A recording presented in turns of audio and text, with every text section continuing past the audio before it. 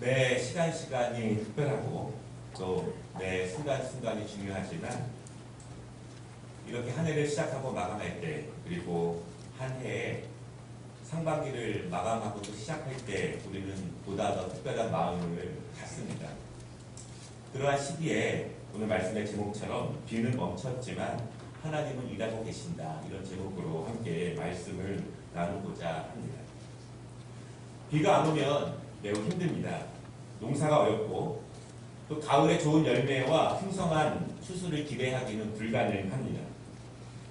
지금이야 저수지를 만들고 농수를 저장해서 논밭에 물을 댈 수 있지만 과거에는 비가 안 오면 꼼짝없이 농작물을 포기할 수밖에 없었습니다.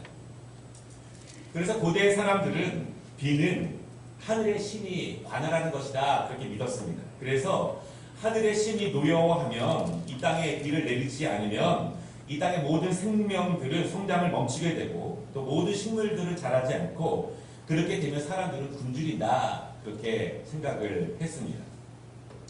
역사학자들에 의하면 고대 찬란한 문명이었던 마야 문명, 이집트 문명, 인더스 문명, 앙코르 문명, 그 문명들도 굉장히 빠른 시간에 멸망했는데 가뭄이 굉장히 중요한 요소 가운데 하나였다, 그렇게 말을 합니다. 여러분, 우리나라도 이제 물이 풍부한 시대는 아닙니다. 또 아무 물이나 먹을 수 있는 시대는 결코 아닙니다. 또 우리나라도 강수량이 부족해서 농사에 많은 어려움을 겪게 됩니다. 꼭 필요할 때에는 비가 충분히 오지 않고 필요하지 않을 때 많은 비가 내려서 사람들에게 어려움을 주게 됩니다. 기상학자들이 이렇게 말하더라고요. 우리나라 가뭄 문제가 2025년쯤 되면 가장 심하게 될 것이고 최소한 2045년까지 우리나라의 가뭄 문제가 계속될 것이다. 우리가 장기적으로 준비가 필요하다, 그렇게 말을 합니다. 아마도 7월에 늦장마가 온다고 하고요. 또 매월 8월, 9월이면 태풍이 오는데 우리나라 국민들과 또 여러 지역에 큰 피해가 안 되었으면 좋겠습니다. 그리고 또 필요한 시기에 필요한 만큼의 비가 오게 우리가 은혜를 구하는 것도 정말 중요하다고 생각을 해봅니다. 성경에서 비와 가뭄이 자주 나옵니다. 물론 비가 오랫동안 내리지 않았을 때 그 가뭄, 그냥 비가 오지 않는 가뭄을 말하기도 하지만 다른 의미로 가뭄을 표현할 때가 있습니다. 이스라엘에 가뭄이 들었습니다. 그래서 이스라엘 백성들이 비를 내려달라고 하나님께 기도합니다. 그때 선지자가 이렇게 말합니다. 가뭄이 든 이 땅의 해갈을 위해서 기도하지 말고 너의 영혼의 해갈을 위해서 먼저 기도하라. 선지자가 이렇게 외칩니다. 비가 오지 않은 가뭄은 단지 땅이 갈라지고 말라가는 것뿐만 아니라 이스라엘 백성들의 심령이 메말라갈 때 가뭄이 오기도 합니다. 그 가정 가운데 하나님의 말씀이 쓰지 않았을 때, 집중되지 않았을 때를 가뭄으로 의미하기도 합니다. 한 개인에게 그리스도의 생명의 능력이 점점 소멸되어 갈 때 가뭄을 말하기도 합니다. 그래서 가뭄은요, 또 다른 의미로 우리 인생 가운데 경험하게 되는 연약함과 부족함, 갈급함과 사모함, 간절함의 표현들이 가뭄으로 나타나기도 합니다. 그래서 선지자들은 우리가 하나님의 은혜로 그 비를 맞기 위해서 사모하고 기도하라, 그렇게 말씀합니다. 요에서 2장 23절 말씀을 보면은요, 시온의 자녀들아 너희는 너희 하나님 여호와로 말미암아 기뻐하며 즐거워할지어다. 그가 너희를 위하여 비를 내리시되 이른 비를 너희에게 적당히 주시리니 이른 비와 늦은 비가 예전과 같을 것이라. 하나님께서 우리 인생 가운데 메마르지 않도록 이른 비와 늦은 비를 통해서 우리에게 은혜를 주시고 그것을 사모하라, 그렇게 말씀을 하고 계십니다. 우리의 인생은 늘 화창한 봄날 같지 않습니다. 비가 올 때가 있고 태풍이 불기도 하고 가뭄이 오기도 합니다. 여러분, 그때 하나님께 비를 내려달라고 기도하시기를 바랍니다. 혹시 지금 여러분의 인생 가운데, 삶 가운데 가뭄을 겪고 계시는 분이 있다면 은혜를 구하시기를 바랍니다. 왜냐하면 하나님께서는 사랑하는 자녀들에게 이른 비와 늦은 비로 가장 적당한 시기에 가장 알맞는 비로 갈라지고 메마른 땅을 적셔 주시기 때문에 여러분 그 은혜를 사모하시고 그 하나님의 은혜를 바라시기를 바랍니다.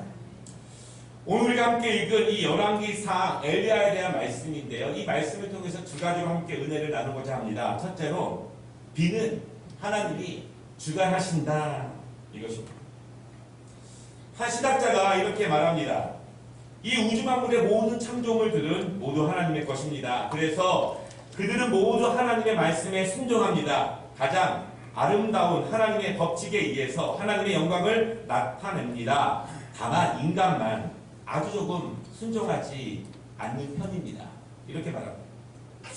여러분, 중요한 것은 비를 하나님이 주관하신다라고 하는 것입니다. 하나님은요, 하나님의 사람들 때문에 하나님의 사람들을 살리고자 비를 적당한 때에 적당한 양을 내려주시는 것은 아닙니다. 하나님께서는 하나님의 사람을 포함해서 이 땅의 모든 꽃과 풀들과 나무들과 열매들과 동물들을 먹이시고 기르시기 위해서 비를 내리시고 마시게 하시고 자라게 하신다라고 하는 것입니다. 여러분, 그렇지만 하나님께서 은혜를 위해서 비를 주시기도 하지만 이스라엘 백성들을 훈련시키시기 위해서, 징계하기 위해서, 시험을 하기 위해서 비를 멈추게도 하실 때가 분명히 있습니다.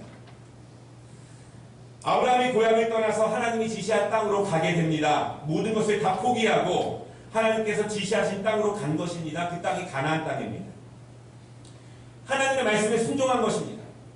하나님의 말씀에 순종하면 하나님이 복을 주셔야 합니다. 하나님의 말씀에 순종해서 그 어려운 일을 감당했으면 그 도착한 땅에서는 이제 하나님이 축복을 주셔야 합니다. 그런데 그렇게 천신만고 끝에 그 땅에 갔지만 아무것도 얻을 수가 없습니다. 왜냐하면 그 땅에 이미 오랜 가뭄이 있었기 때문입니다. 아무것도 자라지가 않습니다. 왜 하나님께서는 가뭄이 있는 땅으로 아브라함을 인도하시고 그 땅을 약속의 땅이라고 말씀하셨을까요? 가뭄으로 메말라 있는 그 땅이 약속의 땅이 맞긴 맞는가요? 하나님이 그러한 땅으로 아브라함을 혹시 내몬 것은 아닐까요? 그런데 가뭄이 있는 땅으로 내몬 하나님, 그것은 아브라함에게 명백한 아브라함을 시험하는 것이었습니다. 하나님은 아브라함에게 믿음을 시험하기 위해서 가뭄이 있는 땅으로 내모셨다라고 하는 것입니다. 우리가 하나님께 순종했습니다. 그런데 가뭄이 옵니다. 하나님의 말씀대로 살고 있습니다. 그런데 복을 주시지 않습니다. 하나님께서 원하시는 일을 감당하고 있고 충성을 하고 있는데 보상은커녕 내 환경이 더 나빠지고 먹을 것이 없고 완전한 가뭄으로 점점 황폐한 땅이 되어가고 있습니다. 아브라함에게 가뭄은 명백한 시험입니다. 그래도 그때에도 너는 나의 약속을 믿을 수 있는가? 너에게 축복이 내려져야 되고 은혜가 내려져야 마땅한 그 시기에 그때 가뭄이 찾아온다 해도 그때 너는 나를 신뢰할 수 있는가? 너는 그래도 가뭄이 찾아와도 나를 따라올 수 있는가? 하나님은 아브라함을 시험하고 계십니다. 너에게 무엇이 생기고 생기지 않고의 문제가 아니라 너에게 복된 일이 생기고 생기지 않고와 관계없이 너는 너의 삶, 너의 인생을 주관하시는 하나님을 신뢰하고 하나님이 가라할 때 그 길을 갈 수 있느냐? 하나님은 아브라함에게 그것을 명백하게 시험하고 계신다라고 하는 것입니다. 오늘 비를 주관하시는 하나님께서 엘리야에게 말씀을 하십니다. 엘리야를 통해서 아브라함에게 말씀을 하고 계십니다. 이스라엘 땅에 비를 내리지 않는다는 것입니다. 오랫동안 생물이 자라는 것을 멈추게 하고 조금 자랐던 것도 말라 죽게 하신다고 말씀을 하십니다. 사람들이 신선한 물을 마시지 못한다는 것을 의미합니다. 하늘을 주관하시고 비를 주관하시는 하나님께서 왜 이런 결정을 하셨는가? 왜 그 백성들에게 가뭄의 결정을 하셨는가라고 하는 것입니다. 여러분, 가뭄에는 이유가 있습니다. 그 답이 오늘 1절 말씀에 있는데요. 하나님은 엘리야를 통해서 아합 왕에게 말씀하시는데 아합이 누구일까요? 아합은 북쪽의 이스라엘의 7번째 왕입니다. 근데 그를 하나님을 의지하지 않았습니다. 그 나라를 하나님께 의지하지 않고 북방의 큰 나라인 베니게와 국교를 맺어서 안정을 추구합니다. 또 옆에 있는 시돈 왕의 딸 이세벨과 결혼해서 결혼을 통해서 국가를 보호하려고 노력을 합니다. 여러분, 그런데 이세벨의 아버지 그 시돈의 왕은요, 왕과 동시에 바알과 아스타롯 신을 섬기는 제사장이었습니다. 그래서 이세벨은 결혼하면서 바알 신상과 아세라 목상을 가지고 와서 이스라엘 전역에 보급하기 시작합니다. 아합 왕 때부터 이러한 일이 벌어집니다. 하나님의 땅이었던 이 북쪽 이스라엘이 바알을 섬기는 땅으로 변해갑니다. 그 나라를 하나님이 지켜주셔야 되는데 옆나라가 지켜주기를 바라며 인간적인 방법으로 결혼을 구하며 안정을 구하는데 그때 급속하게 우상이 그 나라에 들어오게 된다라고 하는 것입니다. 여러분, 이 시점에 우리는 다시 한번 모세가 가나안 땅을 앞두고 신명기에서 이스라엘 백성들에게 축복과 저주의 말을 한 것을 다시 한번 기억해 볼 필요가 있습니다. 신명기 28장에서 모세는 이스라엘 백성들에게 하나님이 주시겠다고 약속하신 그 복을 막 열거합니다. 그 복을 열거한 다음에 14절에 이렇게 말합니다. 내가 오늘 너희에게 명령하는 그 말씀을 떠나지 말고 자로나 오로나 치우치지 말고 다른 신을 섬기지 아니하면 그 복을 주겠다라고 하는 것입니다. 너희가 그 말씀을 떠나지 않고 중심을 잡지 못해서 이리 왔다 저리 왔다 하지 않고 다른 신을 따라 섬기지 아니하면 그 복을 주겠다 이렇게 말씀하십니다. 그런데 15절에 뭐라고 말씀하시냐면 내가 만일 내 하나님 여호와의 말씀을 순종하지 아니하여 내가 오늘 내게 명령하는 그 모든 명령과 규례를 지켜 행하지 아니하면 이 모든 저주가 내게 임하며 내게 이를 것이다 이렇게 말씀하십니다. 하나님께서는 복을 주시지만 저주도 주시는 분이라고 명백하게 말씀하십니다. 오늘 이 이스라엘에게 내려지지 않는 그 비, 그 가뭄은 명백하게 그 안에 하나님의 뜻이 있다 이렇게 말씀하십니다. 오늘 엘리야는 수년 동안 가뭄이 계속될 것이라고 예언을 합니다.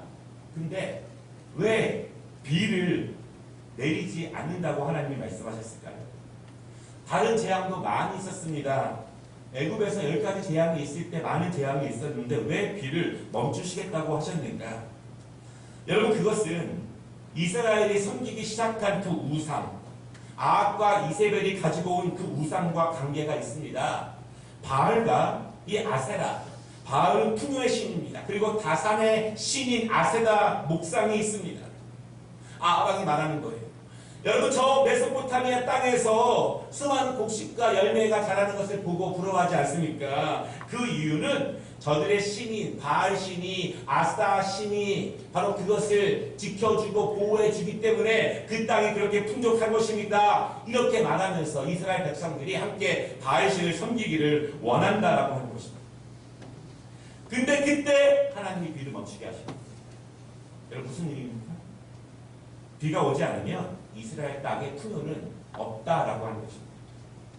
다산도 없고 열매도 없고 아무것도 없다는 것입니다. 제 아무리 이스라엘 백성들이 바알신을 열광적으로 섬겨도 하나님이 비를 주시지 않으면 바알신은 아무것도 아니라는 것입니다. 우리는 이 바로 다음 장 18장의 말씀을 합니다. 바알 선지자와 아세라 선지자 850명이 열광을 해도 비는 내리지 않습니다. 그러나 하나님은 엘리야의 기도를 통해서 비를 내려주신다는 것입니다. 아무리 열광적으로 바알을 섬겨도 하나님이 멈추시면 막으시면 감당할 수 없다는 것을 하나님이 이스라엘 백성들에게 보여주고 계십니다. 하나님은 모든 자연을 주관하시는 분이십니다. 그리고 비를 주관하십니다. 하나님은 우리에게 이른 비와 늦은 비를 통해서 가장 적당한 때에 가장 적당한 은혜를 주시는 분이라는 사실을 여러분 믿으시기를 바랍니다. 또한 오늘 이스라엘 백성들에게 준 영적인 가뭄, 그 영적인 가뭄의 의미도 우리가 다시 한번 생각해 보는 시간이 되었으면 좋겠습니다. 오늘 말씀의 두 번째 제목은 국가적인 재앙에도 믿음의 사람은 하나님이 먹이신다라고 하는 것입니다.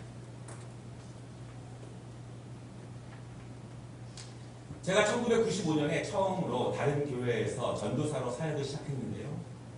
그 교회가 건축한 지 개척한 지 7년 만에 교회 건물을 지하 분당과 5층으로 크게 건축을 했는데 그때 얼마 후에 IMF가 찾아왔습니다. 국가적인 어려움이었죠. 제가 당시에 목사님의 심부름으로 수많은 서류들을 가지고 제2금융권과 제3금융권을 많이 다녔습니다. 그 어린 나이에.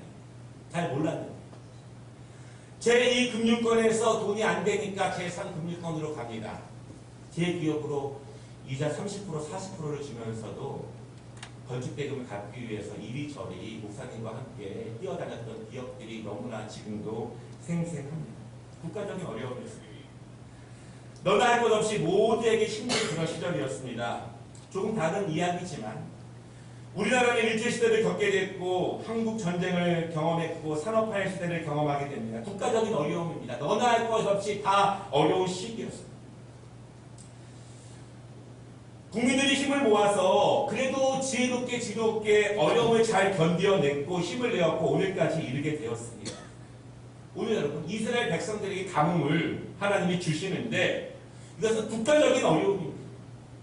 하나님이 이스라엘 전체를 회개시키시고 바알을 떠나 다시 하나님께 돌아오라고 말씀하시는 국가적인 재앙이다라고 하는 것입니다. 수년 동안 비가 안 오고 가뭄이 계속될 것이다. 이렇게 말씀하십니다. 여러분 국가적인 재앙 가운데 임하시는 하나님의 은혜를 우리가 또한 여기서 살펴볼 필요가 있습니다. 국가적인 민족적인 재앙이 임할 때 그럼 우리는 어떤 마음으로 어떻게 살아가야 하는가? 이것입니다. 두 가지인데요. 첫째는 그러한 하나님의 뜻이 임할 때 하나님은 분명히 준비시키시는 사람이 있다라고 하는 것입니다. 이스라엘의 평범한 사람들은 왜 비가 안 오는지 이해하지 못할 수 있습니다. 비가 안 오는 것이 우연일 수도 있습니다. 그러나 오늘 가뭄은 분명한 하나님의 뜻입니다. 그런데 명백하게 하나님의 뜻이 계실 때에는 명백하게 하나님이 영광을 보이시기 위해서 준비하는 하나님의 종들도 있다라고 하는 것을 우리가 기억해 볼 필요가 있습니다. 엘리야는 담대하게도 하나님께서 주시는 엄청난 말을 아합에게 전하게 됩니다. 그리고 하나님은 엘리야를 그리 시냇가에 숨게 하십니다. 왜 숨기셨을까요? 아합은 악한 왕이에요. 선대 왕들이 하나님을 섬겼던데 그 모든 것을 저버리고 그냥 이방의 우상을 그 나라의 종교로 할 만큼 악한 왕입니다. 그가 엘리야를 죽이려고 합니다. 여러분 이 아합 왕은요 갈멜산 역사 이후에도 엘리야를 죽이려고 한 사람이었습니다. 하나님은 엘리야를 더 크게 쓰시기 위해서 그리 시냇가에 잠시 피하게 잠시 숨게 하십니다. 우리가 오늘 말씀의 내용을 잘 알지 않습니까? 18장에 보면 가뭄이 어떻게 끝나는지를 우리는 잘 압니다. 가뭄이 끝나는 것이 어느 날 갑자기 소리소문 없이 그렇게 끝나는 것이 아니라 가뭄을 일으키신 하나님께서 누가 가뭄을 주관하셨는지를 모든 이방 선제들 앞에 그 위대한 영광을 보이시면서 하나님은 멋지게 그 가뭄을 끝내신다라고 하는 것입니다. 큰 비가 내린 후에 큰 물개가 뜨게 되는 것처럼 하나님께서는 큰 역사를 일으키시기 전에 하나님은 그 일을 위해서 준비하는 사람들을 하나님이 보호하시고 지키신다라고 하는 것을 우리가 다시 한번 믿어야 합니다. 우리가 원하지 않지만 국가적인, 민족적인, 가정적인, 개인적인 가뭄을 경험할 수 있습니다. 우연일 수도 있지만 하나님의 뜻일 수도 있습니다. 하나님의 뜻이라면 그 가뭄에는 하나님의 뜻이 분명히 있다는 것을 우리가 믿어야 되고 하나님이 그 가뭄을 놀랍게 끝내시고 멋지게 비를 내리실 은혜를 하나님은 준비하고 계신다는 것을 우리는 또한 기억해야 합니다. 하나님 그 멋지게 비가 내리는 그날을 위해서 하나님의 방식으로 누군가를 준비시키시고 누군가를 훈련시키신다라고 하는 것입니다. 여러분 이것이 큰 가뭄이 우리에게 임한다 할지라도 우리가 다시 한번 소망을 가지고 믿음을 지켜야 하는 이유입니다. 왜냐하면 하나님께서는 큰 가뭄 가운데 엘리야를 준비시키시고 그에게 소망을 주시고 큰 비가 내릴 그날을 예비하신 것처럼 마치 40일 동안 홍수가 내리지만 그 비가 그치고 아름다운 무지개가 뜰 날을 노아가 소망으로 붙잡고 그 날을 인내하며 나아간 것처럼 여러분 그렇게 큰 가뭄이 온다 할지라도 바라기는 낙심하지 마시고 주님의 뜻을 다시 한번 붙잡으시기를 바랍니다. 다시 한번 하나님께서 가뭄을 끝내시고 비를 내려주실 그 날이 있음을 다시 한번 소망하시기를 바랍니다. 이렇게 먼저 말씀드리는 이유는요. 여러분 정말 가뭄 가운데 있는 성도들에게 이렇게 말하면 말하기도 어렵고 듣기도 어렵습니다. 가뭄이 임한다 할지라도 그 끝에 하나님께서 영광을 드러내시며 멋지게 비를 내려주실 그 날이 있다는 사실을 반드시 믿으시기를 바랍니다. 두 번째 우리가 이 말씀 가운데 은혜를 나눌 수 있는 것은 하나님은 그 준비시키는 사람을 먹이신다라고 하는 것입니다. 4절 말씀에 보면은 하나님께서는 가뭄이 시작된 이스라엘에 한 시냇물을 흐르게 하십니다. 그리고 그 시냇물 가운데 엘리야를 먹이십니다. 물론 그 물도 잠시 후면 그치게 되죠. 여러분 그렇지만 물만 먹고 살 수는 없습니다. 그런데 하나님께서 뭐라고 말씀하시냐면 까마귀를 보내서 엘리야를 먹이신다 그렇게 말씀하십니다. 여러분 믿을 수 있습니까? 이해가 되십니까? 원로 목사님들이 이런 말씀 많이 하시더라고요. 후배 목사들이. 굶어 죽게 되어도 까마귀가 먹이신다는 것을 목사들이 경험해야 된다. 그래야 지금 주머니에 아무것도 없고 내일도 없을 것이 뻔하지만 그때도 하나님을 의지하며 믿음으로 나아갈 수 있다. 선배 목사님들이 다 그렇게 듣기를 하셨고 사실은 그것을 말씀하십니다. 왜냐하면 지금 아무것도 없는 순간에도 하나님이 먹이시고 입히시고 인도하실 것이라는 믿음이 없이 우리가 이 땅을 어떻게 살아갈 수 있겠습니까? 그 확신 없이 어떻게 영적인 메시지를 담대하게 전할 수 있을까라고 하는 것입니다. 여러분 누가 여러분들에게 까마귀가 보내실 것입니다 이렇게 말하면 믿을 수 있습니까? 이해가 되십니까? 그것만으로 하나님을 섬길 수 있습니까? 그것만으로 소망을 가질 수 있습니까? 그것은 하나님께서 알지 못하는 가운데 내가 알지 못해도 하나님의 때에 하나님의 사람을 통해서 일하신다는 사실을 우리에게 보이시는 것입니다.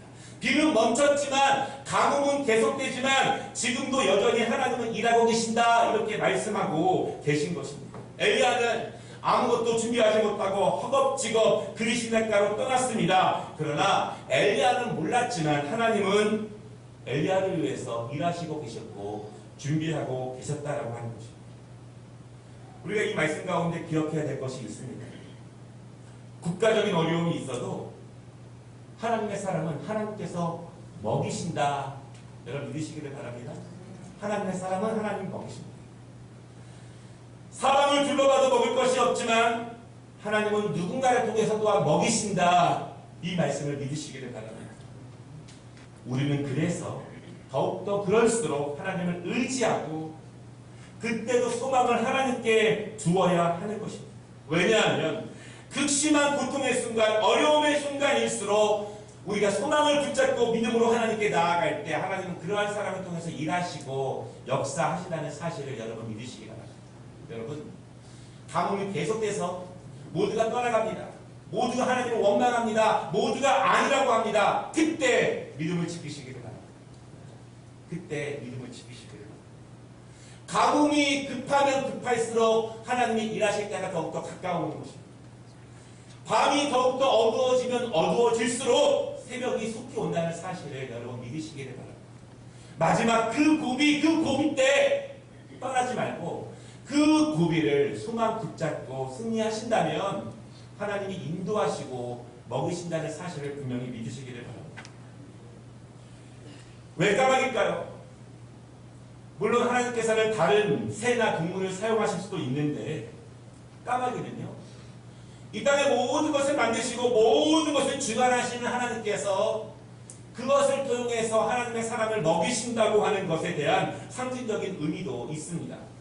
누가복음 12장 24절의 말씀에 이렇게 말합니다. 까마귀를 생각하라.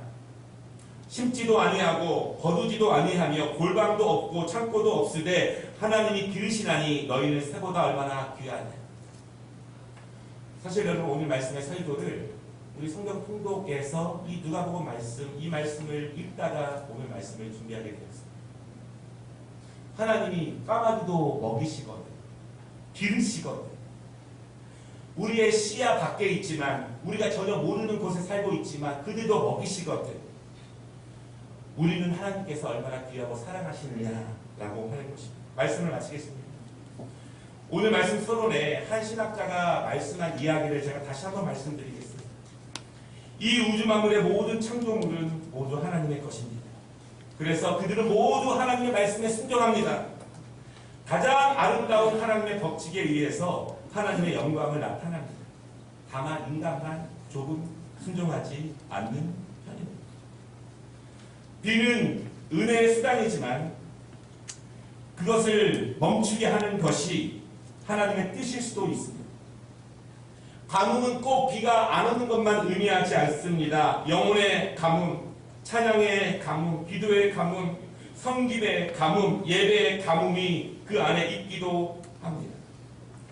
여러분, 그렇지만 가뭄은 우리를 죽이기 위해서 오는 것이 아니라 다시 비를 내려서 우리를 소생시키시고 자라게 하시고 기르시고 열매를 맺히시기 위해서 더 놀라운 영광을 보이시기 위해서 우리를 사랑하시지만 더 강하게 훈련시키시기 위한 하나님의 눈물의 사랑과 징벌이라는 사실을 또한 기억하시게 됩니다. 이 땅에 수많은 가뭄들이 있습니다. 우리 주변에도 수많은 종류의 가뭄들이 있을 수 있습니다. 비를 내리는 그날을 위해서 하나님이 엘리야를 준비시키는 것처럼 이 땅의 가뭄을 해갈시키시기 위해서 하나님이 저와 여러분들을 준비시킬 수 있습니다. 한 가정의 가뭄을 해갈시키시기 위해서, 한 회사와 한 모임과 한 국가의 가뭄을 해갈시키시기 위해서 지금 우리를 엘리야처럼 하나님께서 준비시킬 수도 있습니다. 바라기는 여러분, 밤은 어두워지고 비는 오지 않지만 그 순간에도 하나님께 소망을 주시기를 바랍니다. 하나님께서 분명히 인도하실 것입니다. 기도하겠습니다.